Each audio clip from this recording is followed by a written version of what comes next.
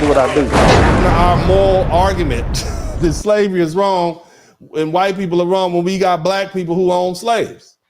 So not only did you have black people who sold Africans who sold their own brothers and sisters into slavery, when they got to the United States, you had black Americans who held slaves. You understand what I'm saying? I know I make you mad. I hope nobody else gets on here and call me a failed lawyer. I don't want to sue anybody else. Somebody type failed lawyer sues another one in the chat room. Somebody type failed lawyer sues again in the chat room. I don't want to do that. Just because you disagree with me doesn't mean you have the right to attack me and try to destroy my career. I'm doing good work out here.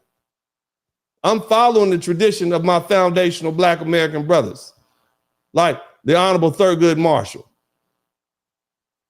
People I look up, the Honorable Johnny Cochran. Don't make me sue you. Speaking of which, if you've been involved in a car accident, feel free to contact me right now. Let's put the phone number in the chat room at 713-229-0770. If you've been in a wreck, I'll help you get a check. All right, go ahead and call me. My main offices are in Houston, Texas, but we have affiliates and associates throughout many states in the United States. I'm gonna go ahead and put this number up right now. You all call me now. I'm serious. I need to make sure that you know that I'm available to speak with you. Okay, if you've been involved in the car accident. Nevertheless, let's get on back to it. Okay, this is a painful, complex truth. Black slave owning a holder is not a symbol of hypocrisy. It's a testament to the moral disfigurement of slavery itself. The system corrupted relationships, it stratified communities, and it forced Black Americans into impossible choices between self-preservation and complicity. What we need to understand here is the full range of human behavior under a brutal racialized system of oppression. You understand that?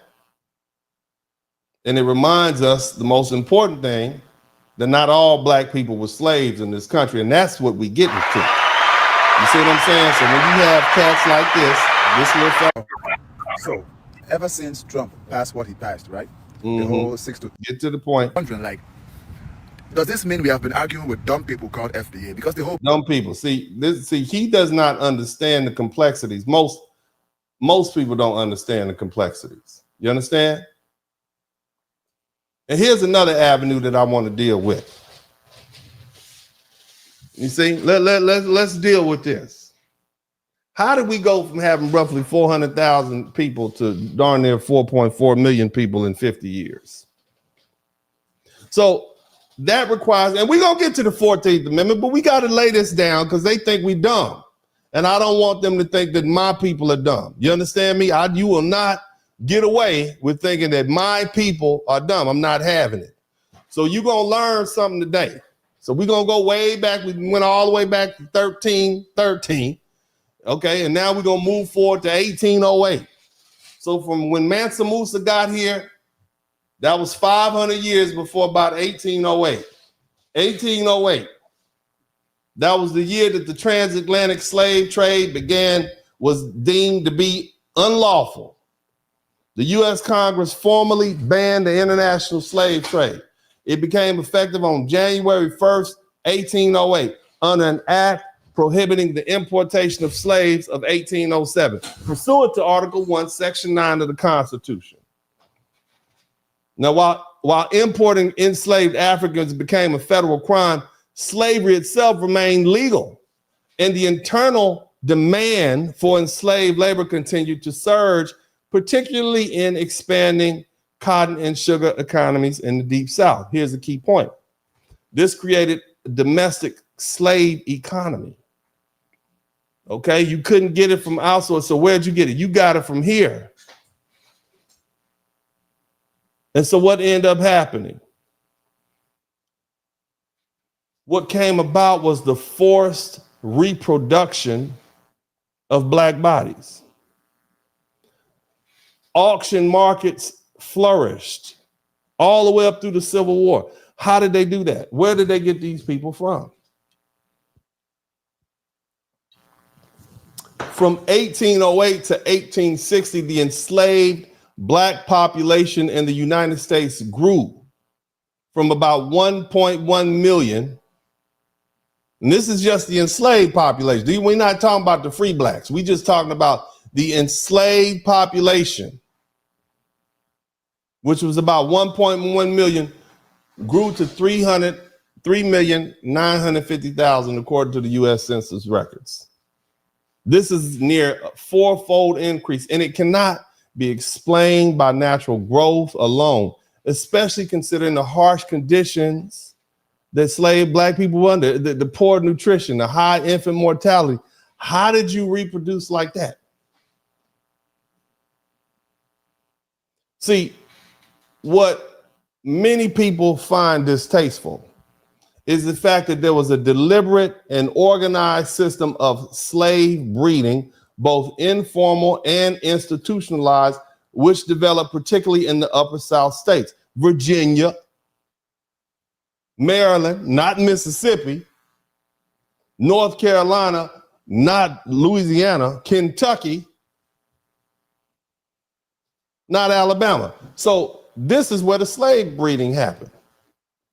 These states, those four, Virginia, Maryland, North Carolina, Kentucky, they became slave breeding capitals of the nation, serving as labor farms for cotton, sugar, and rice plantations of the Deep South. They had already burnt the land out. They had poor farming practices, so they had to figure out a way to make money. And what did they do? They came up with breeding farms.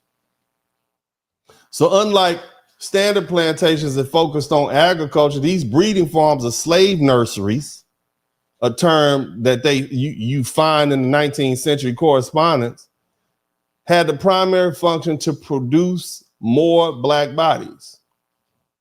Enslaved women were often raped by their enslavers, overseers. They were forced to have sex with other enslaved men under threat of violence. They even referred to black men who were good at breeding. Shout out to Ang. Oh, they referred to them as studs.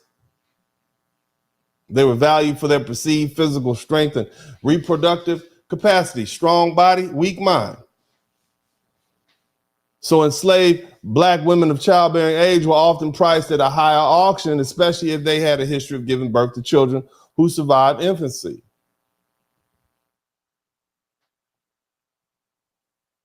Case in point, Shockoe Bottom, Richmond, Virginia. Richmond became one of the largest slave markets in the United States after 1808. Shockoe Bottom, the center of this trade, included slave jails, breeding houses, and auction blocks. Enslaved black women were advertised as breeders, and children were described by their marketable potential. They had some notorious traders. Franklin Armfield, based in Alexandria, Virginia, ran one of the most lucrative slave trading firms. They transported thousands of enslaved people to Louisiana, Mississippi. Isaac Franklin, a co-founder, amassed millions in today's dollars and co-owned plantations in Tennessee, Louisiana, and they systematically raped. That was part of the reproduction strategy. You see? Central to the success of the domestic slave breeding was a legal doctrine borrowed from the Roman law. It is partus sequitur ventrum. The child follows the condition of the mother. And this was codified in Virginia law in 1662. This doctrine declared that any child born to an enslaved woman, regardless of the father's race or status, was also enslaved. So as a result, even if the father was a white man, an enslaver, overseer, a passerby, he just passed by, saw a black woman, decided to have his way with it, she still remained property, and so was the child. And this doctrine incentivized rape of enslaved black women and ensured that the enslaved population could perpetuate itself indefinitely. And it created a hereditary racialized caste system where lineage, not phenotype, because you could be light, bright, damn near white and still be slaves. What's up? Welcome to the broadcast. This is Uncle D.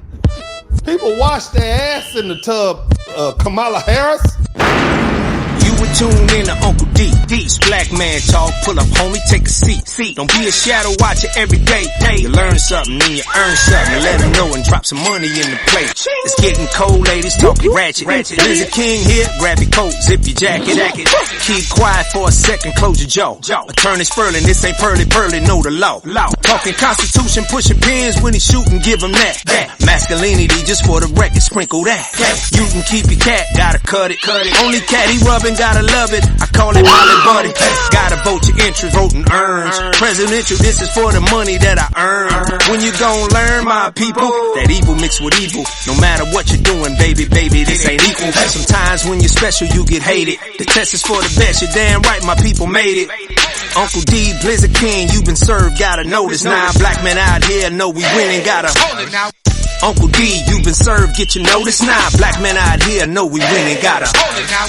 Uncle D, you been served, get your notice now. Black men out here know we winning, gotta hold it now. Uncle D, you been served, get your notice now. Black men out here know we winning, gotta hold it now. Hey man, I'll do what I do. Somebody need to whip your ass. Get up and whip him, Sweets. Hey, don't be putting the money in my hand all rough. Take your ass out here. You buy you a Floby and cut your own damn hair from now on.